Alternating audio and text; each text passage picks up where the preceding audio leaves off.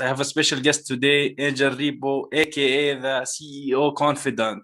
Is a business influencer, LinkedIn strategist, international TV host, public speaker, CEO consultant, board member, and philanthropist.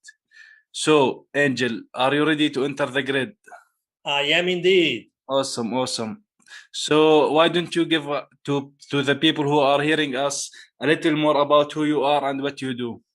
Absolutely. So basically, I live in Texas, in the U.S., north of Texas, north of Dallas, and I am originally from very close to Barcelona in Spain. I've lived here in 10 years, but I've lived in 7, 8 different countries, and I've done business in more than 33 countries.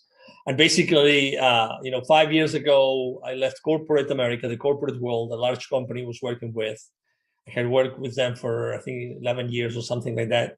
And I started my own consulting business. I also started my nonprofit. So, and what we do in our company, what we do is we basically help, both entrepreneurs, accomplished entrepreneurs, and corporate CEOs to bridge the gap globally for expansion and exposure as a way to accelerate the growth of their businesses. I do that.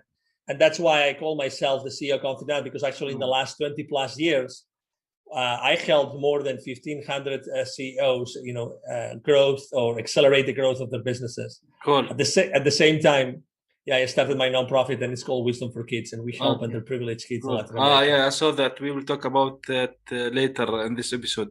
So first, tell me, I read that you speak 5 languages. Yes.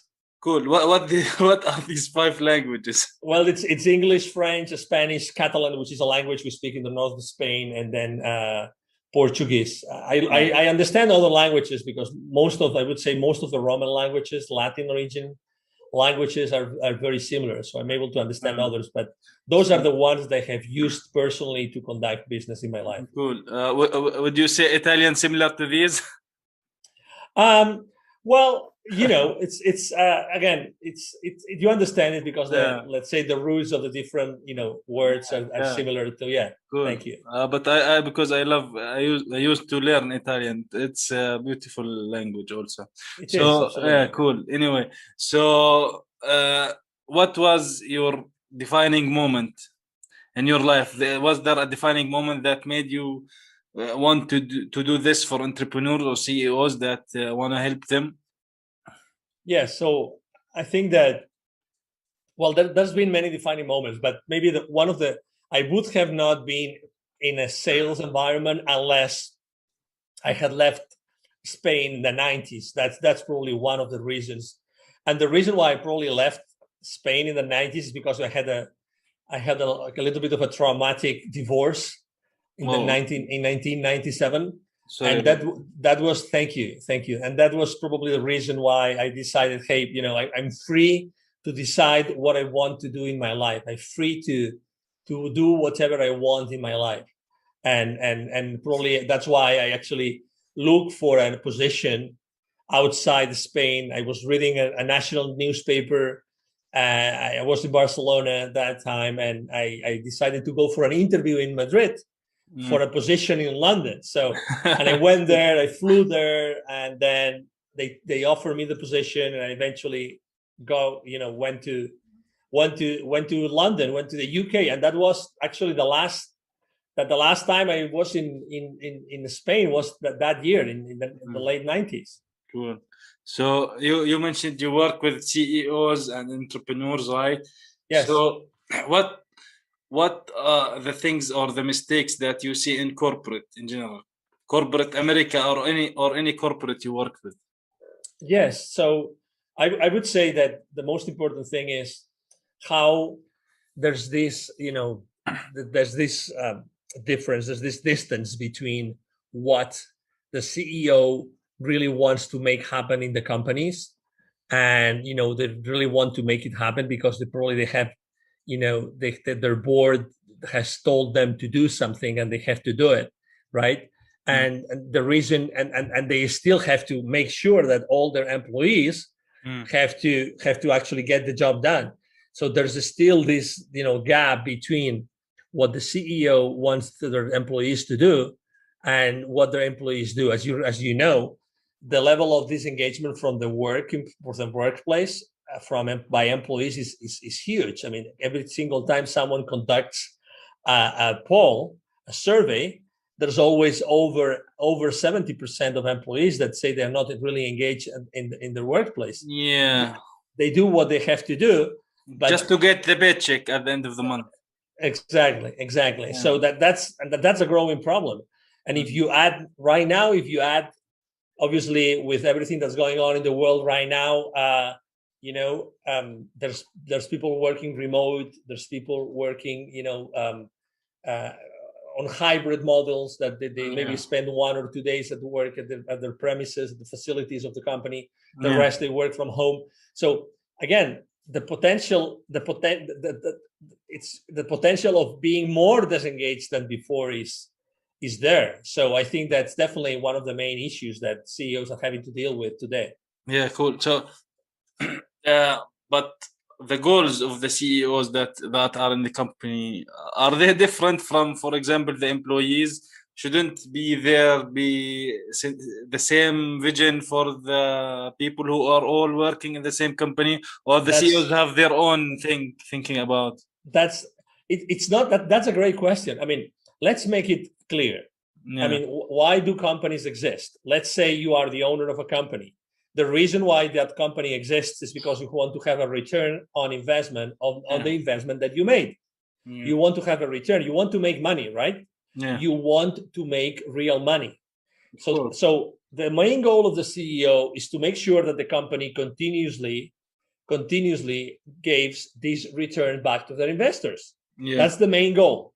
And all the main company's goal is the same one.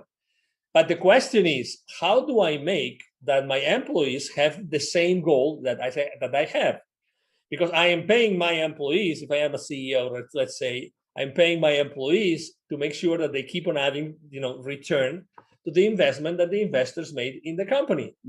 And that's the big gap. That's the big problem. That's the big question mark. So how do we make sure that the employees are fully aligned with the goals of the company? And as the company grows, typically the employees tend to be more apart and far from those goals of the CEO. Yeah, but I don't know. I noticed that employees do that, go and ignore their company, let's say, because with time passes by and spending years in the company, they don't see the reward they think that they deserve, like increase in salary or increase in the position, something like that, right? Do you think that maybe the big guys upstairs don't give the lower employees what they deserve? This is one of the things that happened. I think it's a two-way street. I mean, to be fair with everybody, it's a two-way street. I think that we cannot blame the CEO and we cannot blame the employees. I think that there's a middle ground, and that's where we should go. Okay. And I think that also, if you want to keep your employees accountable, right? Because that's what the CEO wants, and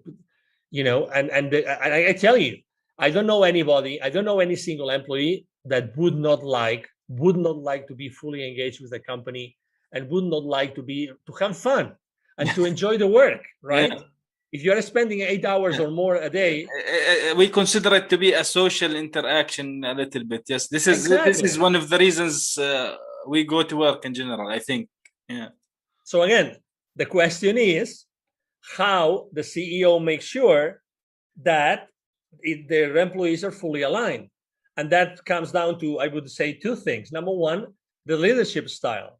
What kind of leader does that organization have, right? What kind of CEO leader that is? Because one thing is being a CEO and another one is being a real, genuine, conscious leader for the organization. That's two different things, okay? Most of the times are the same thing, but sometimes they are not, right? And I think that's important. And number two, have you really coached? Have you really trained your employees so that they are fully aligned with the culture of the company, fully aligned with the goals of the corporation?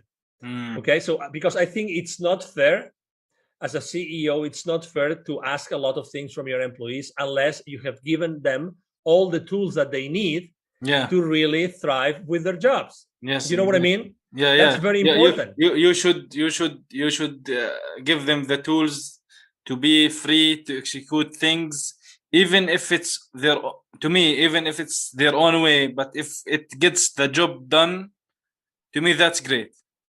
This is what I think. Yeah. I mean, you can set the bar, you can set the expectations at the level that you want, right? Yeah. But I think that if employees would be really excited about doing what they're doing, I think that would be much better for the company. And if what they do is fully aligned with the expectations of the leadership team and of the CEO, right? The thing is, again, how do we do this? It's leadership style, according to my experience, and then are they being coached and trained in order to be able to be fully aligned with those goals and with the culture of the company? Yeah. So let me ask you, what is the most important blind spot that you see in corporations today? Yeah, I think that's definitely one of them. But let me also tell you something else. I think that going from leadership to conscious leadership is another blind spot. I think that being fully conscious about what your leadership style want, what leadership style do you want to have in order to properly lead, right? And I think there's a big difference there. Let me tell you also something that I read the other day from one of the big consulting firms in the world, and they were talking about what's the number one priority for CEOs today. Okay. And I think that this is related to the blind spot. Yeah. And the number one goal right now is how am I going to upskill my employees, my workforce? How am I going to do it? How am I going to bring additional skills to my employees? That's the number one thing right now. And again, it's a survey. It's just a few weeks ago that this survey was published. Okay. So that's the number one thing. How am I going to give my employees the additional skills that they need for what's coming right now? I mean, remember, everything that has happened in the world has changed the world. Yeah, especially now in COVID. Yes, you need the communication skills. You need the skills to do the job. You need multiple things to combine together so that you need more things. Remember, I mean, if you don't really consider right now what's going on in the world, that the world has changed, that consumers make decisions from a different point of view. They take into consideration different criteria. If you don't consider that, then you are missing on something really important. Yes. And that's very important, Hussein, very important. The world has changed, Hussein. Yeah, definitely. The world has changed. Definitely, exactly. Yeah, especially with COVID in this last year and a half, a lot of things had shifted a lot. Yeah, and fast. Technological change, everything is going fast these days. I agree. Yeah. So how companies or businesses or even CEOs can be more conscious in the world of business today?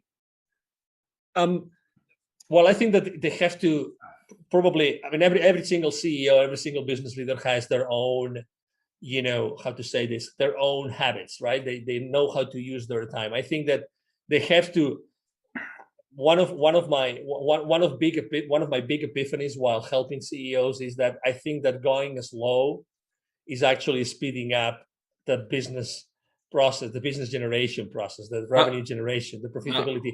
Going slower in the sense of becoming more aware, and increasing the communication with your employees. Yeah. Right now, it's not that you have a choice to do it or not. I really think that you have to do it. You have to do it. You have to slow down, and you have to really take stock of what's going on in your company. Remember, even if your workers are working remotely or on a hybrid model, they have their mind raised right now on a completely different place. Are you getting the feedback from your employees as you should do? Are you doing it? Yes or no?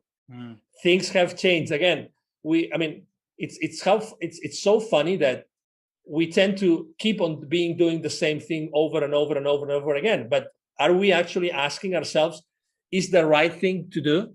Yeah. Do we have to adapt our leadership style? Do we have to use more communication? Do we have to have a more continuous feedback? Yeah. Do we have to have a more continuous feedback with our employees, with our middle management, with our C-suite? Those are the difficult. Those are the important questions to ask ourselves. Again, the world has changed, and and I'm just talking about internally. But what about my suppliers? What about my clients? Yeah, it's there's a cycle that supply chain affecting everything. Your communications, the communication with all your stakeholders in the company as a CEO has to change, because everything has changed around us. Our mindset is in a different place.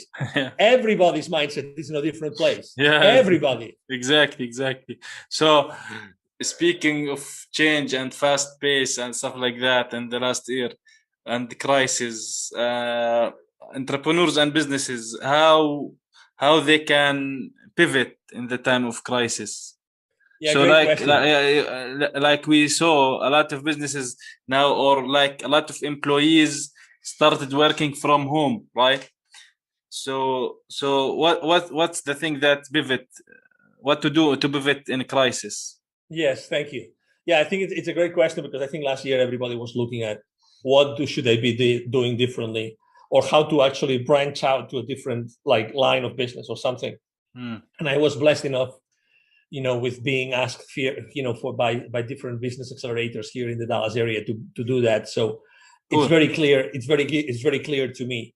And number one, I think there's 4 things that every single entrepreneur should take into consideration when they are thinking about pivoting or reinventing. Pivoting is a very American term. Maybe reinventing themselves, right? Creativity should be there. Exactly. So the number one thing, I think there's 4 ingredients to reinventing successfully. Number one is, what is that real? Think about, what is that thing that every single time that you do, you really thrive, you really like to do, and write a list of those things that you really like to do. Okay, really like to do. Okay, so things that you are passionate, and when you do them, time flies. Number 2. What are the things that the other people around you, it can be friends, business partners, colleagues, co-employees, friends, that thing that they tell you are really good at that. You are an expert in that. And every time that they need something about that, they come to you and they ask you. That's number 2, which is expertise. Number 1 is passion. Number 2 is expertise. Number 3, is there a market for that thing? Okay. Is there a market? So, and this relates totally with connecting with the market as soon as possible. People are reluctant. We are, as entrepreneurs, we are fearful of reaching out to our audience and having conversations with our audience. We are fearful. We are consistently fearful. Exactly. We think that this is not gonna generate we are fearful of having a rejection. That's what we're exactly. But right now, a lot of I am one of them. We have this fear of rejection. What if someone said, no, I don't want this, I don't want to see this, and the unknown also, afraid of the unknown also. Yes, exactly. So number 3, is there a market for this, for whatever I want to do, this thing that I'm passionate about, that the others tell me I'm an expert for? Is there a market for this? And that's why I always tell everybody, whatever you're doing, the first thing you have to do is to go and talk to potential clients. It can be your friends, it can be your former clients, it can be your relatives, it can be business partners, it can be anybody. Go there and ask them, would you do that? Would you do that? Would you do that? Would you do that? And the last one, that's the 4, let's say the 4 ingredient of this perfect recipe of reinventing yourself is the market willing to pay for it, and how much? So when you're talking to your audience, to your potential clients, and there's an audience, okay? So there's an audience. The big thing is, will the market pay for that service, and how much? So then if you actually do iterations around those 4 different ingredients, I think that you will eventually find something that can be really successful, and you can actually make a living out of that. Exactly. Also, speaking of change and internet and working from home, all this stuff, the internet revolutionized everything, right? So what do you think of expanding globally to make acceleration in the growth of any business? Yes. So that's a great question, because also, you know what happens, Hussein? We think that, okay, our business is on the internet. It's already global. Just because it's the internet, it's already global. Yeah. And as you know, this is not true. Because let's say, you know, you speak English, you speak very good English. Yeah. But you know, in your country, is it the normal? Is it normal that everybody speaks such a good English? So you just told me. Yeah. But also, let's say you want to put your business into the world, and let's say you want to sell to other English-speaking countries. Yeah. You want to sell to the UK. You want to sell to the US. You want to sell to Australia, to South Africa, right? I mean, that could be. Yeah. But the thing is, and the question you have to ask yourself, in order for me to sell to them, can I use the same strategies I use in my own country? The answer is no. And that's why culture is so important. Yeah. Hussein, culture is very important. And you know, the interaction between you and your market is called marketing. That's what marketing is, okay? The interaction between your business and your market. That's marketing. So how do you do your marketing so that you can do it globally? So if you want to reach out to the English-speaking people in the UK, how do you do it? If you want to reach out to the, you know, to the English-speaking people in the US, how do you do it?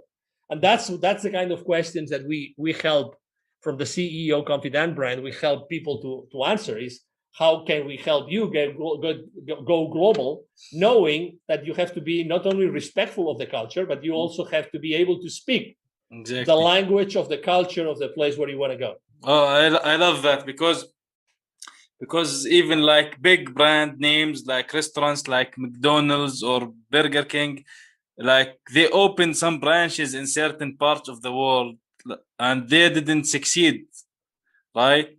So yeah, this is even bigger brands like these. It's culture is a very important thing. Yes. So let me ask you, for you, 𝐮𝐩𝐬𝐤𝐤𝐥, what's your mission today? Yes, thank you. That's a great question. So I consider myself really a divine, unstoppable force that brings connection to the unconnected by uplifting their energy and empowering their awareness. Okay, so that's really my mission.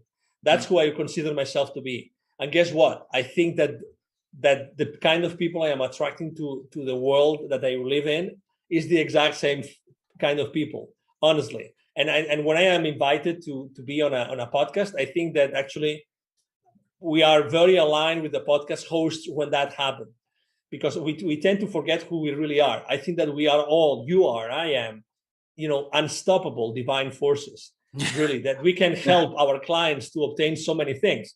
And really what for me, getting a client is to be able to connect the unconnected. Really, that's what getting a client is. Cool. And what I do for my clients is really uplifting their energy. So I'm really able to make them, you know, uplift their energy and making them aware and empower their awareness, so they really know what their expertise, what their awesomeness is, so that they can go to the market and they can put their brand, you know, easily to the market, and they can start generating revenue out of their clients. Cool. So let me ask you, what's a major takeaway for people? So whether they are entrepreneurs or whether they are CEOs, what's the major takeaway for people to take from this one? From my working with entrepreneurs and CEOs for the last 20 plus years, this is the main business mantra I use all the time, which is take imperfect action now. Take imperfect action now. That's the main piece of advice I would like to give everybody. You are infinitely powerful. Every single day, if you go through life slow enough, I'm going to repeat this, okay? Yeah. If you go through life slow enough, you are going to receive, really continuously, you're going to receive things, you're going to receive messages, people are going to tell you things. If you go slow enough to actually pay enough attention to those are the messages that you need to learn to really start taking action. I already described to you the 4 ingredients of a successful reinvention, of a successful business, right? When you reinvent yourself. But the most important thing is that you take imperfect action. It might be fearful, it might be scary, but take action. It doesn't have to be perfect. Take action, go and meet with your potential clients, with your future clients, and start knowing what your market needs today. I love that. Take imperfect action now, because you can start, let's say, with version 1.0, then you go to 2.0, then you go 3.0, and you keep developing the version, the products, whatever it is that you do. You don't have to keep waiting until it's perfect, because it will never be perfect, because you will always improve on it, right? Totally. Absolutely. Totally. Exactly. So tell us more about your charity. It's called Wisdom for Kids, right? Exactly. So basically, we help underprivileged kids in Latin America become entrepreneurs using their local resources. We go to communities in Latin America, we talk to the community leaders, and we tell them, hey, we would like to start an entrepreneurial journey for your kids in your area, in your community, right? And we go to different kinds of community. We go from urban communities, suburban, rural, or even indigenous communities, right? And basically we connect with those communities and we tell them, hey, we would like to do this. We would like to start teaching entrepreneurship to your kids. And that's exactly what we do. We set up a particular date. And the funny thing is that the first time when we explain what this is about to the community leaders, the first thing they ask us is, how much is that going to be? How much is it going to be? How much it costs? Money. How much money? Yes, exactly. Okay. And we tell them, it's going to be for free. and cool. Because we are a non-profit, right? That's what we like to do. And we have helped already, so that and the audience knows, we have already helped more than 1,000 families in that entrepreneurial journey. So, and then when we tell them, hey, we're going to do it because we want to really genuinely help the kids in your community, we would like to change your community, right? And then, we go there and we start the journey with a workshop. It's like our starting initial workshop. And it's a workshop which is like really very high level of energy kind of workshop, and basically we connect with the kids, we dance, we sing, we exercise, we tell stories, tales, we play games. Cool. I think we sing songs. I already said that, and we also meditate. And the meditation is the most powerful moment of the entire workshop, Hussein. It's just magic. It's amazing. So what are the age groups you are working on? Yeah, we start at 7 and we go up to 15. Yes. Oh, so you instill the entrepreneurial mindset in the minds of these kids, instead of just keep thinking like maybe they will get a college degree and finally go to work for someone, but maybe someday they will also have their own business or startup, right? Because they have this in their life. Well, remember that those are underprivileged kids. So what you just told me, which is very normal for you or for me, it's not for them. That's not what they have in their minds. Yeah. What they have in their minds is that, right now I am helping my family as much as I can, because my family is an underprivileged family too. So most of the kids are actually working with their family, with their parents. So possibly they are not even in school now. So sometimes they are in a school, sometimes they are not. But what I can tell you for sure is that most of those kids, they are helping their parents with their businesses or, with something related to generating additional income. Because they are underprivileged families. When we go, for instance, just to give you an example, when we go to rural communities, what is the percentage of children that are underprivileged? It depends on the kind of community. Let me tell you the percentages. In the cities, it's around 25%. Okay. In the suburban areas, is around, that's Latin America. Okay, Latin America. In the suburban communities is around 50%. Okay. In the rural communities is 75%. Wow. And in the indigenous communities is 95%. Yeah, it's gonna be high there. Yes. So as you see, it's huge communities of kids who are underprivileged. Yeah. Well, great thing. So, what's your vision for this one, for the Wisdom for Kids? Yes. So, I mean, obviously, we we had to stop because of everything that's going on in the world and the restrictions in traveling. We had to stop. But I mean, my vision is really to be able to. There's 81 million kids that live in poverty in Latin America. We would like to reach to most of them, you know, and the secret to doing that is being able to scale and to reach out to those communities as fast as possible. So this is, and again, right now, knowing that the underprivileged kids by default, they don't have access to technology. And given the restrictions that we have right now to go to these places, I think that it's really difficult to have a specific goal to set. But that's the main mission for us, is to reach to as many kids as possible, so that they understand and they see that there's other ways to live in this world besides what they see right now in their lives. Yeah, exactly. Yeah, they should have more opportunities given to them. They should see some, let's say, more hope in the future. Exactly. Yeah.